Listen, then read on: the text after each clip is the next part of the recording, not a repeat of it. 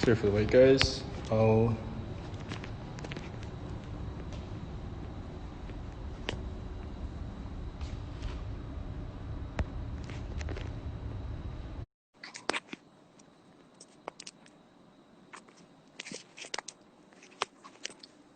Let me see if this is Yo! Hey, Martin.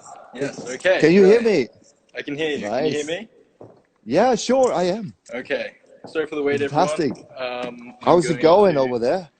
Yeah, it's Okay, getting done. pretty real. Oh shit, I lost my Um, headphones. Fuck. Give me a second, brother. all good.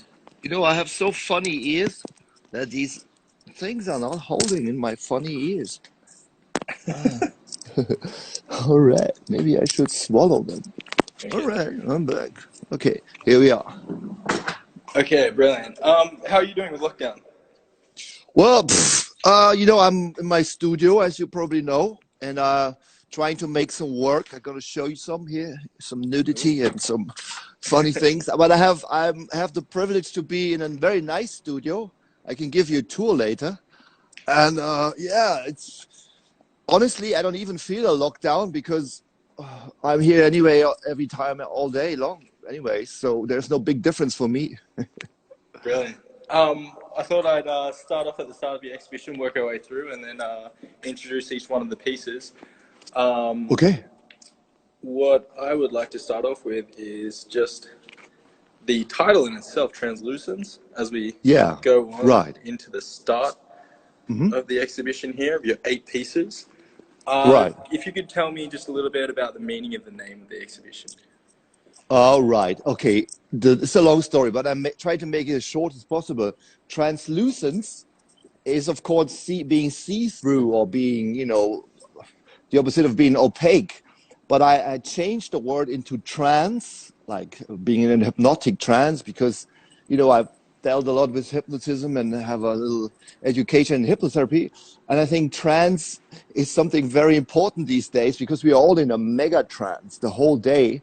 And it's not the question to get into a trance, it's more the question how to get out of the trance we are in all, especially at the moment with the whole, virus situation. It's kind of funny or not really funny.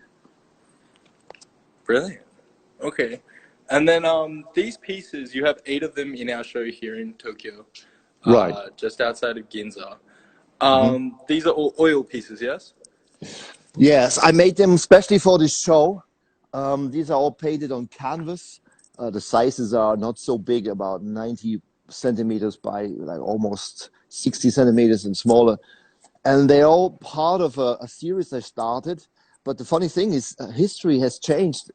The irony is, I started a series on Armageddon, really, based on Dante's Inferno and all that. And I've done lots of preliminary work already, demons and angels and, black caves and all that.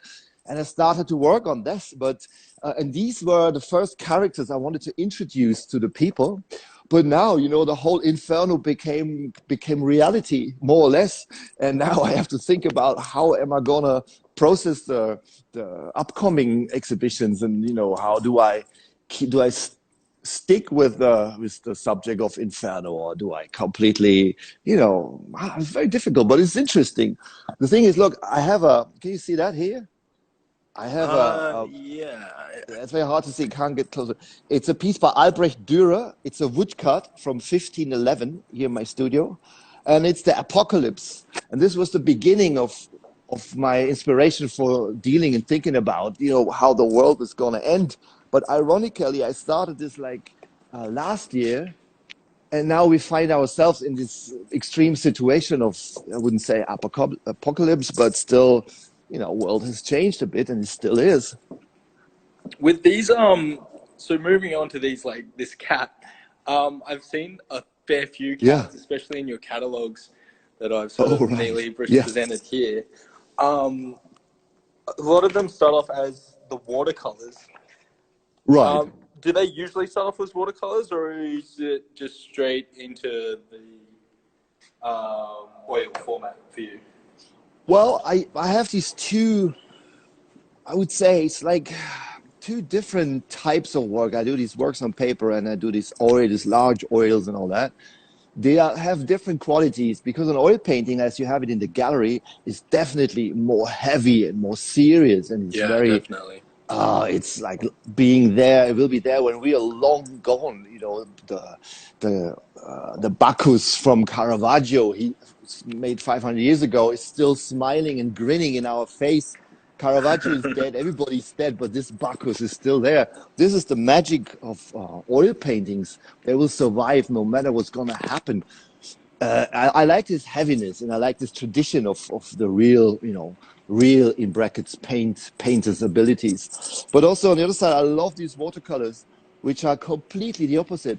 They're super lightweighted, and they are, they are so ephemeral. Like you have to be. I can show you one here. I'm working on one thing. Look, I always start off with a pencil drawing, and then Oh, it okay. gets Yeah. filled out with colors, and then look, I can show you some live things how I do it, and then it fills up with air and water is so fluid, and you can't hardly control it because it's just unpredictable. And this is the completely opposite of making an oil painting. Really. We'll move on to this one here. Yeah. The woman eating the heart. Do you All have? right. Yeah. Are these all live models that you paint off? Yes, I work basically almost like when I was a kid, I started to using photography from magazines like everybody does. But then at a certain point, I started to use my own photography because it's just more fun to make it. And all the models you see on these pictures are people I know, which have been to my studio. I can show you here in the back. Can you see this? It's a bit chaotic here. There's tons of costumes here on this rack, and there's tons of can you see this, like props and stuff, and I have a lighting system and all. See this, and Well, that was I my work next here. sort of question. Did you have to buy Yeah. like a real pig heart or something for her to model with? What do you mean by pay card? A pig heart. Like I'm guessing you didn't use a Pig human heart, heart for her to yeah. hold. Well, definitely I do. Like we have all kinds of everything, like puppets, and this place is full of stuff and books on magic and all kinds of weird costumes. Maybe you can see this here. Like this is our choir costumes from a Catholic church I'm using. We have tons of skulls also here. Look, this is a Kapala skull from Tibet. So the Oh, that place. brings me up to this one. Yeah. So Yeah, this huge exactly. piece Yeah, here. right. Well, this skull I used here, look, is beyond that one, beyond that veil. I just kept it covered because I think the fellow needs some rest. So this is Is it exactly real? the skull. It's real skull, yeah. This A is the human same skull? skull. Yeah, it's a female skull, yeah. Oh my god. This is the skull I used in the painting you're just showing, Tats. Yeah. Wow. So everything is real, more or less, here. This is a huge piece. Yeah, it's 1.50 meters by, I guess, 1 meter. So Yeah. yeah, And then she's also a person that you know and was in the studio that you were working with. absolutely. Yeah, her name is Eva. She's a friend of wow. mine. Yeah. I noticed that you work in very heavy oil, but you see the paint splatter. Is that Yeah. you using water as well, or even watercolor? Are you mixing mediums? No, it's just once I had this opinion that an oil painting has to be a big disillusion where it looks maybe really realistic at one point, but then when you get closer and closer, it just falls apart, and you see it's an illusion. It's just made by hand. It's made by animal hair stuck to a stick, and you're using colored mud to place it on a canvas which is made out of cotton. It's just a big trickery, and that's why I'm using all these little dots and all that, so that the person who sees the painting in real has to develop and find, every time he looks at it, something new, and it's getting deeper and deeper into the magic of the work. That's the big difference to a poster you have or an advertisement on the streets. It's just boring. It's flat. There's nothing going on. But with an oil painting, you see all the structures, and you see the beauty of even some hair stuck on the canvas. That's going to be a Yeah, little I love difficult that. for me to find. We'll move on to our viewing room over here. So as you can see, we've got the 4 people here, just to the back streets of Ginza, just down there. I think the biggest question that everyone has coming through this gallery is people keep asking me, is this Billie Eilish? Is this Billie Eilish? Well, that's a secret. I can't tell you. If I would know it, I would definitely not tell you.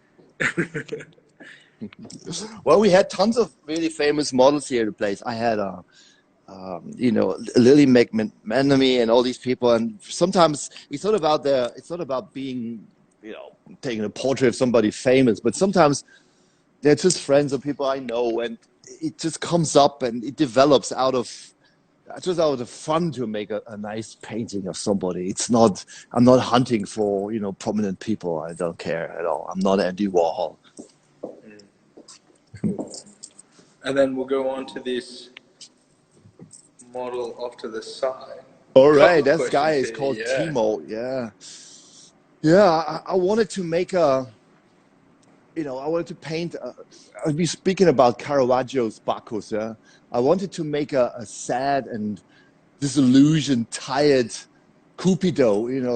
The god of lust and debauchery, and I wanted to show this guy, which I know, which is actually the title of the work is "The Lustful Receive No Rest," right?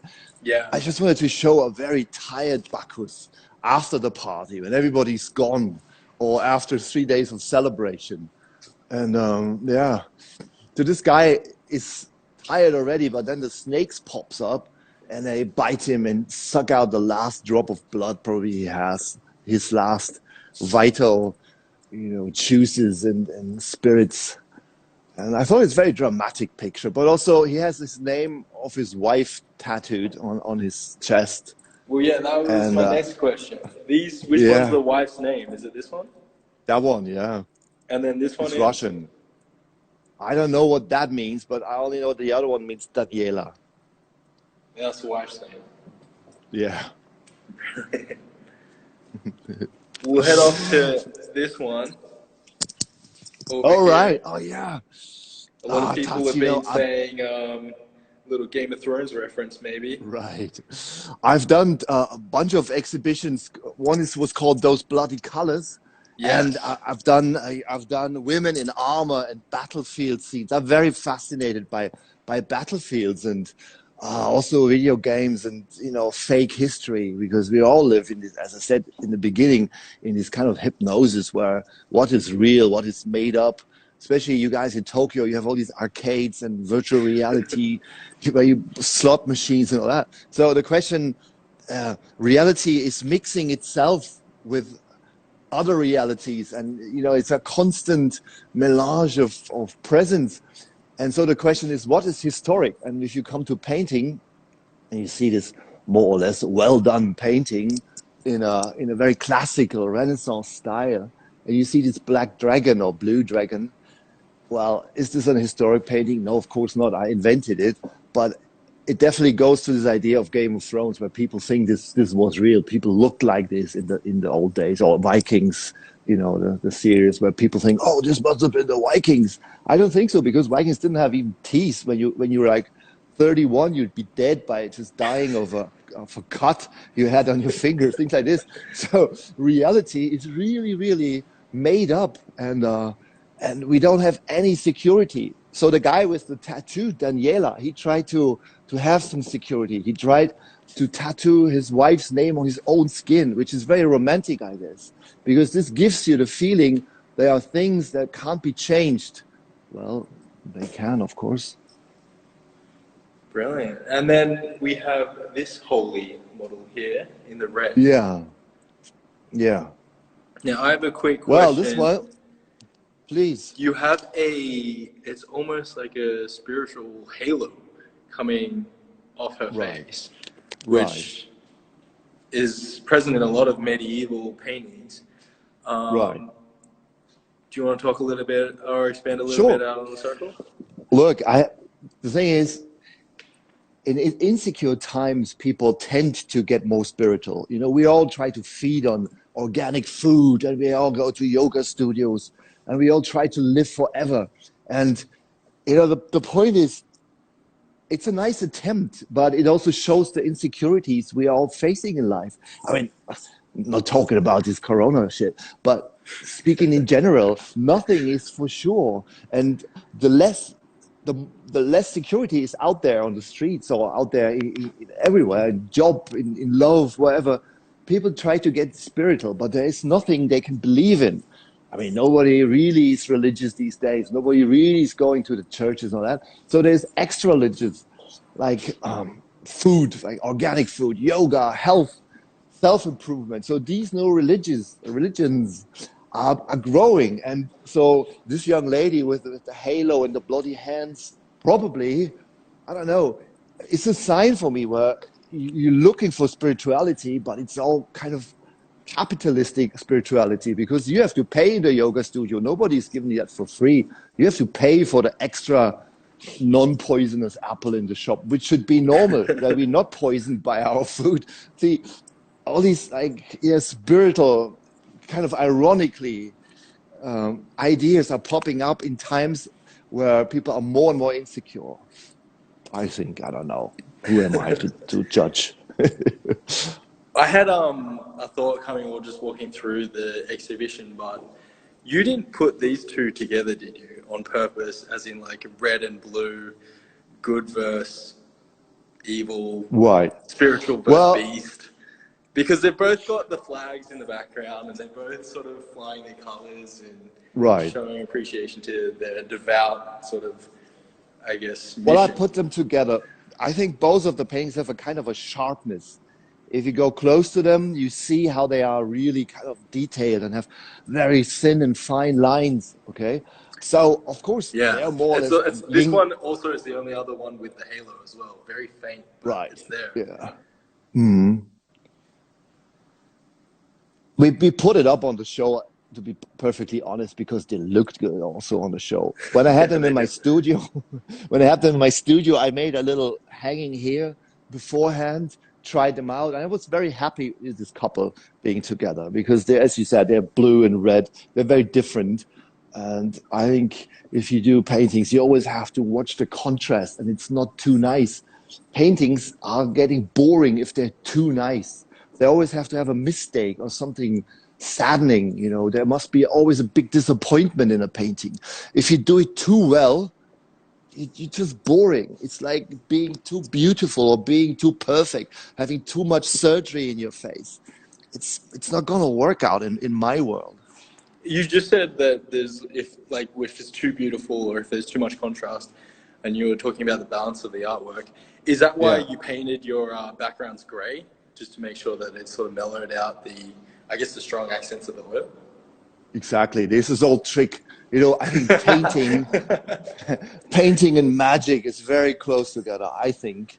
And it's an old painter's trick. You can find, if you go to the Uffizis in Florence, you look at all these beautiful Renaissance paintings. Those guys knew the tricks, of course. It's a trick. If you have a gray backdrop and you put a color on it, the color pops out insanely more brilliant than everything else. I forgot the name. I think it's not the complementary contrast, but something like that. Put any color on a gray, it will like super boost the color. But before we open it up to questions, this is, I guess, the catalogs that we have in König, Tokyo. But I have a really specific question coming from this catalog in particular. Right. This character here. I don't know if you can see it, but this is a Japanese character. Yeah. And this is also in like sort of this is a part of your cat series, I'm gonna guess. Is it not? Yeah. Because this is the Japanese anime character called Doraemon, who used to be a cat, and then mice ate his ears off, but he still has his magical powers. Oh my God. Did you know about this, or is this just by chance? Well, to be really perfectly honest, Tats, without exaggerating, I did not know about it. It's very interesting. It seems like magically the circle is now closing. Really, I just love that character so much. And it's such a sad character because to me, it looked like a kid grown out of his own costume. And wow, that's interesting what you're saying. Yeah, it's just it's a kids program, so Is it? yeah, very popular kids program, and I just thought Yeah, that maybe you cool. were like a anime Yeah. fan of his, or you'd known the program for a long time, but just by No, chance was unfortunately something not. that. I don't know where I picked it up. This picture's really old. It's about 15 years old, I guess. If you have a look on the left top, there must be a year. I think it's one of my very old Oh, paintings. 2004. 4. Look, I was a kid. I could hardly walk. Okay. But Well, I want to open show it you up something to, else. now that I've got my question out of the way, we'll open it up to the public. Let's see if this works. Oh, here we go. How is your relation to women, and how does it affect your art? Is my relation to women? You should ask the women. I can't tell you. It's a secret. Well, I think I try my best. Life does the rest. Let's point it that way. Okay, brilliant. But I want to show you one thing. Look, Yes. I'm building now. I have to hold it up. See what this is? It's a torso, and I'm building. Let me show you the face. I'm building a dragon at the Oh moment my here in my goodness. studio. It looks so Yes. real. Look, this is the head. I'm just building it out of scratch. And it will be just 3D scanned, and it will be going on this little guy. You know, this little guy is just not finished. It just will be the wings and all that. So here's a little piece of skin I'm making, really disgusting skin. See that? So Yeah. this little dragon will be part of the new series also, because I don't want to use dragons which are existing. I want to make my own dragons, Oh wow. my own demons and Are you monsters. going to 3D scan it and then maybe make it into a larger sculpture, or is it just going to be sort of No, a I'm gonna model for you to base your I'm going to paintings on? put it into paintings. You Oh, know, okay, brilliant. I have this studio here where I do the photographs and all that, and we do lots of collage work. I do and put the things together in a Photoshop or in a collage, even paper collage.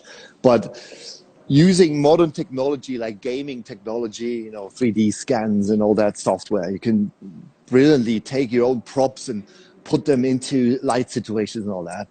I'm always painted with a preliminary idea or collage. I never started from scratch. I always have to have a little drawing or something made. Brilliant. We'll go into your next question here. Please. Do you think the virus will help you get out of the trance, and would your art change if it does? The virus will get us sort of out of a trance. I'm absolutely 100% sure, super sure, because people now are sitting in their places and they start to evaluate things which they probably took for granted in the beginning, like having a friend, meeting a friend in person, not being on a bloody video conference, going to his house. All these things we probably lost in the fire.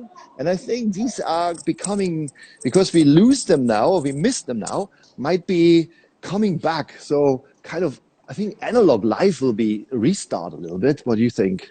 Yeah, no, absolutely. I mean, with people just bringing out their mother's cookbooks and starting like cooking from scratch, Oh like my God. it's all just um, getting back to the roots, I guess, for now. Until I guess the airports start opening up. We've got one Yeah. here that says, And "Is also this the your question cat?" here, there's another question, but there was a question for, will it change my art? Yeah, as I said, I started off now with a whole series on Armageddon and the apocalypse that we have it more or less. So, well, I have to think about it. How do I proceed? It will be very interesting the next weeks and months for me. Is this my cat? Well, sort of, yes. It's a cat I had in my dreams. I dreamt of these bats flying around, thousands of bats in my place here where we are now. And when I woke up, I saw there was one main bat sitting on my lap like a nightmare, and he was this blue cat with bat wings. So I was very insecure, and I thought, Jesus Christ, the other bats, were they also cats or were they just bats? So yeah, It came out of a nightmare, more or less. Oh, wow. But, Just a couple final questions. please, People are asking if you play video games. do I play video games? Yeah, sometimes. I play with my little son, and I'm getting totally into it. But it's a black hole, the black hole world of video games. It's a time black hole. You get sucked up. And then I guess we'll end up on this one. Do you have a favorite musician? Magician? Yes. Well, there are tons of favorite magicians. Well, yeah. I have to show you something. Let me go this way. We past that. Look, for all these people out there, I'm in this happy situation where I'm mad enough to collect all these books. You see these books here Oh my behind me? goodness. All of these books you can see here are all magic books. Let's Oh go wow. closer. Yeah, can you read something? This is all. Let me put one out, maybe. I'm absolutely obsessed by magic books. Look, this is not a very old one. This is just someone. I have very old ones here, like this one, for example. Check this out. You see that? Modern Magic.